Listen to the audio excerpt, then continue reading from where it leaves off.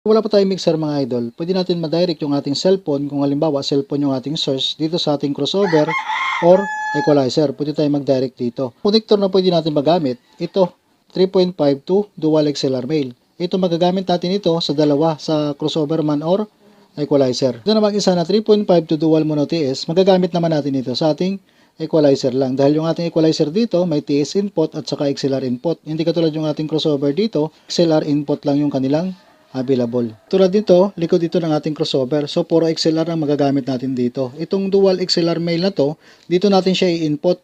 Input ng channel 1 at saka input ng channel 2. Ito yung connector na to.